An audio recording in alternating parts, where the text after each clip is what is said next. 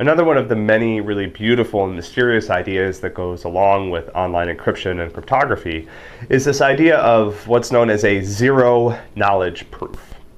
A zero-knowledge proof is a way for me to prove to you that I know something without revealing any information about that thing itself. So that's where the zero knowledge comes from.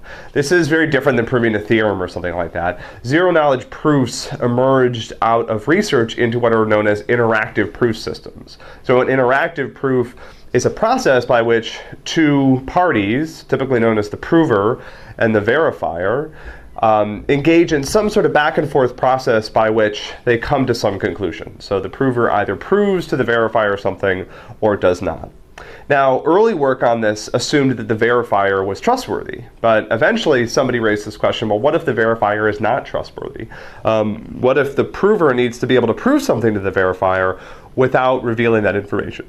So let's look at an example here, and this is an example that allows us to return to our ideas of public key cryptography and reinforce those again. So I've got Alice and Bob, except in this case, let's say that Bob is not quite sure that Alice is who she says she is. Alice says that she's Alice, or let's say that someone has approached Bob and said, I want to communicate with you, I'm Alice, and Bob says, I'm not sure that you're Alice, I want you to prove to me that you're Alice. So what's the thing that Alice is supposed to know that Bob doesn't? Well, that's her private key. So Alice's private key is something that the real Alice will know, but any imposter Alice's will not know. The question is, how can Alice prove to Bob that she knows this without revealing the key itself? She could send the key to Bob, but then Bob would have the key and Bob could pretend to be her and decrypt her messages and do all sorts of bad things. So she needs to be able to prove to Bob, or she and Bob need to come up with a process by which Bob can determine that this is actually Alice, and Alice doesn't have to reveal any information about her private key. This is actually pretty straightforward. So here's what Bob's going to do. Bob's going to take a message, and Bob's going to come up with some sort of secret message. And he's not going to tell Alice what it is. And what he's going to do is he's going to encrypt that message with Alice's public key. So he's going to take the message, use my standard terminology, which is M. He's going to create this encrypted message using Alice's public key. And then he's going to send that message to Alice. And then what he's going to do is he's going to ask Alice, what's the message that I sent you? So he might say, the text of the message might be secret message. Now remember, if Alice knows her private key, she can decrypt this message. So if it's really Alice, Alice will be able to take her private key, decrypt the message, and send back, and of course we don't want this to actually be a secret message because she's going to send it back in clear text. She would send back to Bob, secret message. And Bob would say, okay, that makes sense.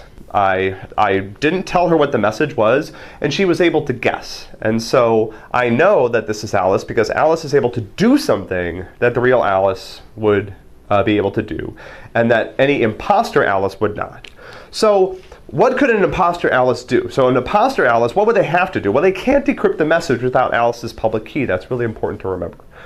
Without the private key. So without the private key, nobody can decrypt this message. So an imposter Alice that doesn't actually have access to Alice's private key has no idea what this message says. So they would just have to write back like, you know, here's my guess or something, right? I mean, you just have to make something up because the imposter Alice can't decrypt the message. Now, there is some small probability here. And in many of these interactive proofs, there's some probability that Alice will get the right answer, the imposter Alice. So let's just say, out of blind luck, let's say that Bob's message is only one character or something. So there's some probability that the imposter Alice will guess correctly. So that probability might be small. But if Bob wants even more proof that Alice is the actual Alice and not some imposter, he could just repeat the process. So he could send, let's say that for some reason Bob is limited to sending messages that are one character. Or let's say that Bob is limited to sending messages that are the numbers between 1 and 10. So the imposter Alice guesses she has a 10% chance of guessing correctly.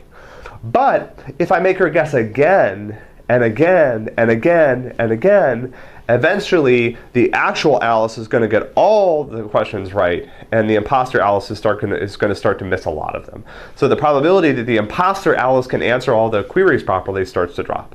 So this is an example of an interactive proof. It involves communication between two parties, and at the end of this, Bob is convinced that Alice is the real Alice, and Alice has not divulged any information about her private key. In many cases, such as this one, these interactive zero-knowledge proofs involve the prover, who's in this case Alice, doing something that only they could do. So in this case, only Alice can decrypt these messages that are encrypted with her public key because only she has the private key.